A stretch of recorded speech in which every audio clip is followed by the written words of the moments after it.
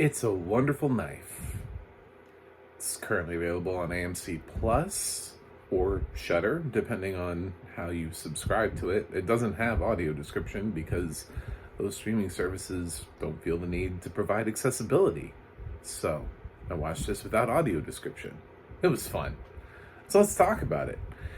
This movie stars Joel McHale and Justin Long among a cast of teenagers who we really haven't seen in too many things before, but there might be one or two that you, depending on how much random film you watch, you might have stumbled across one or two of them. But the big stars here, the big draws, are Joel McHale and Justin Long.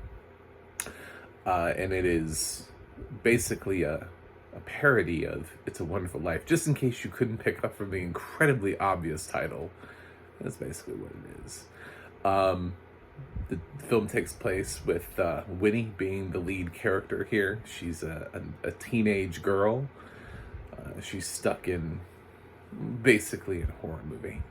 Her life, she has a dad played by Joel McHale who is business partners with this guy, Henry Justin Long, who is the douchiest douchebag in town.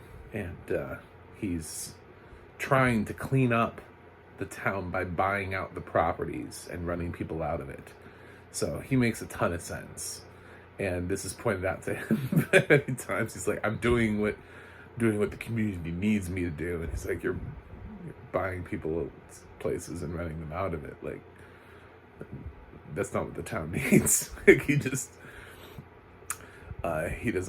not understand. One night, while Winnie is out with her friends, there's a killing spree. It starts with an old man who won't sell his house, and then slowly works its way through some teens. I did read up on some of the kills, and they are, I don't know, it's pretty traditional slasher stuff of a lot of knife going through things. And it's a Christmas film, so sometimes it's not always a knife. It might be a candy cane, because that's fun to have in a Christmas movie. It's to be stabbed with a candy cane. But it's not, there's nothing that I read where I felt like the gore was just like, oh my god. This is not like Terrifier 2. This is just a traditional slasher. Feels like it too. So some people die, and then we jump, and she ends up being the hero. She kills the villain. It's revealed who the villain is. I won't say it right now, although it's pretty obvious to most people who have ever watched a film before, but I won't say it in a review. We'll keep the suspense open. She a year later, and the whole town is weird. Basically, this is a very weird town. You're gonna have to get over that. A lot of people on the internet. I was trying to read. I do my research before I do reviews, and I was trying to read reviews. And there's some people out there that, I don't know, they just didn't get the movie, or they didn't like it, or I think it confused them. I don't know. Some people are, horror fans are weird. This is a film that worked for me. It won't work for everybody. So, yeah, everybody just seems kind of moved on. In weird ways. Like, some people have moved on, and like aggressively some people have not.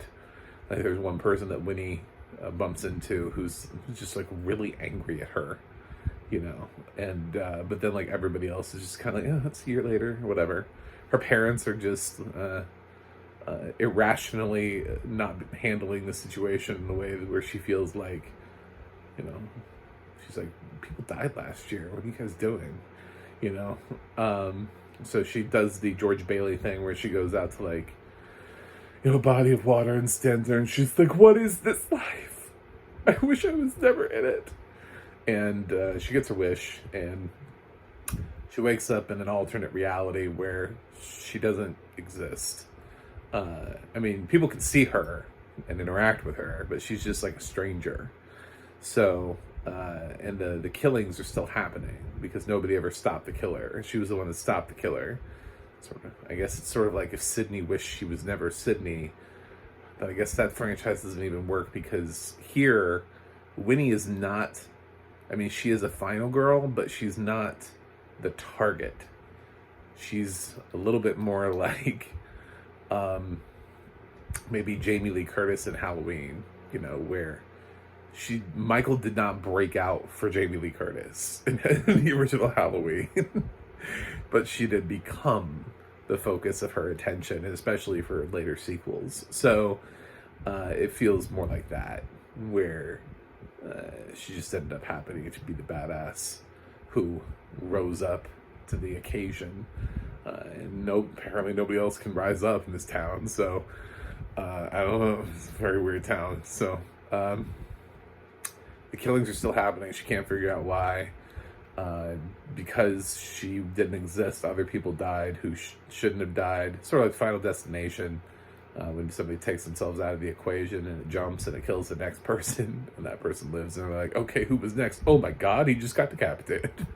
It's like one of those things where like some other people suffer consequences because she wasn't there to stop the original killings. So she wanders around and she ends up teaming up with this girl that she has been kind of mean to up until this point, and she's been calling weirdo. And basically everybody else, like, that is her name. Everybody's a mean girl, I guess, in this movie, and everybody calls her a name, so I don't know what her name is.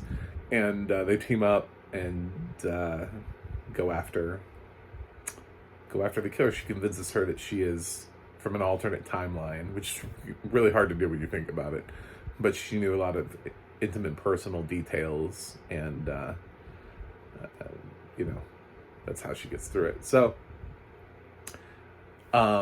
it's definitely a very fun movie to have around for Christmas if you're a horror movie fan and you like to have some fun with your horror movies at Christmas time. We already have some serious ones. I don't know if any of them are really serious around Christmas time. I think they're all kind of like jokey. Once you start incorporating the holiday, it gets kind of like, I don't know. But some of them are just a little bit more scare oriented. Here we do have some jump scares, but I don't know, it just doesn't feel, it feels more like the recent Amazon film Totally Killer, where there were some moments, but in general that's not, I didn't walk out of that film going like, oh, I was really scared. That was not my takeaway. But yeah, there definitely are some jump scare moments, but I don't know, that's not, the vibe I got from this film was that it was trying to be something else. So you're gonna have to get over some things about this film. At points, especially in the alternate timeline, they live in a world that is very weird, and everybody just sort of accepts the fact that they live in this town and that there's a killer and that they can't stop it, and apparently nobody can move. Like, nobody can do anything. They're just, I mean, I can understand some of the criticism about that, but we've accepted a whole lot of other movies with a whole lot of really weird sort of like set of rules to live and play by, and this would definitely not be the first movie where you're like, why don't people move? Like, why are people still here? So this is not like, it's not like we've gotten it right with every single film up until this film, and then all of a sudden we're like, what's up with this town? Every other town before this and every other movie has been written perfectly and totally sane. I don't understand this film. So no, it's weird. Plus, it is an alternate reality timeline, so they're trying to do something a little bit different with it. But I guess even the real reality timeline is, I don't know. It's a weird, quirky comedy thing, and it's trying to do I enjoyed it. I enjoyed as much of it as I could without having any audio description. I liked what it was. I picked up what it was putting down, but without ever being able to know who was just killed off, or what the kill looked like, or where somebody just popped out from. Sometimes those jump scares, literally just like he pops out, but I'm like, of where? Like, I don't even conceptually, I can't even like be sick. To me, it's just like, bah! I'm like, all right, dude, were you under the bed? Like, I don't even understand where we are right now. So there's so many reasons why this film needs audio description, but AMC Plus just like refuses to have audio description for their titles. I don't understand it. They have horror movie fans are so devoted to their cause that do they think that blind people just don't like horror movies? I don't. This is a concept that just every time I just never understand why we can't get accessibility on these films. It bothers the ever-loving shit out of me, but this is one of those films where, just like I have with a couple other films this year, where I've said I would love to give this a great grade. Unfortunately, I know what my grade is going to be because of lack of accessibility, lack of audio description. I can't grade this. I cannot properly analyze this as a film and give it a grade because a lot of the film was not given in any sort of detail to me. I was just sort of listening to the soundtrack. But I did like the plot. But I mean, like, little things can change how it lays out. I don't think I would go and hate this movie.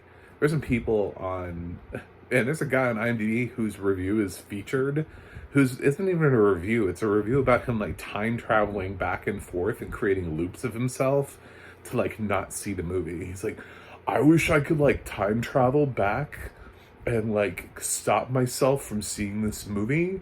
And then, but then then myself would probably still want to see the movie, and he'd go, and then he'd realize that my future self was right, and then he would time travel there for creating like a paradox. I'm like, this is not a review of film. It's not a review of film. This has nothing to do with the film. IMDb only selects like 5 reviews down there at the bottom if you're looking at the like featured user reviews, and he was one of them. I was just like, how the fuck did you, how are you here? Like, go away. Yeah, it has like a 5 point something, but I don't know, it's just, I feel like it deserves better than this. I enjoyed it, but then again, I enjoy movies like Tucker and Dale versus Evil and The Final Girls. I enjoyed Totally Killer. So I enjoy horror movies that are here for a party, here for a good time, and this was here for a good time. So I feel like this could have been anywhere from a B to an A- for me, depending on where the audio description laid. Joel McHale has a surprisingly like rangy performance in terms of he's not just here to be jokey. He does have some moments in the timeline where there's a little bit of emoting, and it's weird. We don't usually get that from Joel McHale. Justin Long is pretty much smarmy the whole time, regardless of which timeline he's in. So it just it doesn't really matter where he is. He's obnoxious in both timelines. So good for him. That's it's just a thing you're gonna have to decide. Did you want to see a horror parody of It's a Wonderful Life? If you do, then watch this. If you don't, then don't. It's really that simple. I understand that I guess this was like one of those Regal surprise movies, and some people didn't know that they were going to get it, and they got it. And maybe some people who didn't mean to get this film ended up watching this film. Listen, it's called It's a Wonderful Knife. I don't know what the fuck you expect from it. It's telling you exactly what it is in the title. When you have a punny title like It's a Wonderful Knife, it's clearly trying to like send red flags. So I don't appreciate the people who walk into this film and they're like, it wasn't as highbrow as I expected it to be. It's a Shudder movie called It's a Wonderful Knife. I actually thought it was pretty good compared to the stuff that Shudder usually produces. So all that considered, I still have to give this a grade of unwatchable due to the lack of audio description and the fact that I'm a blind film critic. So, but should AMC Plus come back around, this is a film I wouldn't actually mind revisiting. Perhaps like a future Christmas. So if AMC Plus ever recommits to adding audio description to things, sure, let's do it. But I understand even in theaters, this didn't. I had a friend that saw it in theaters and was really disappointed it didn't have audio description. So even when it was released theatrically, Shudder couldn't bother to create an audio description track, which is rare nowadays. It's almost like you're aggressively trying to sidestep when you don't even have it for the theatrical release. So, and that's what they're doing every single time now with Shudder. They're just, nope. So, yeah. Anyway, thanks for watching. Thanks for subscribing. If you're not a subscriber, please click that subscribe button. I'm still trying to break 200 this year, but I've got like less than a month. I'm so close. I don't understand. How can I not get above 200 by the end of the year? Anyway, I have a website, macmovieguy.com. You can follow me on X, Threads, or Instagram at macmovieguy. You can go to the audio description project, adp.acb.org. It'll let you know who has, what movies have audio description, where you can watch them. And the ADNA.org, that's the ADNA.org, will let you know who's narrating your favorite films and television series. Anyway, that's it for me today. I will review something else and see you guys on the other side.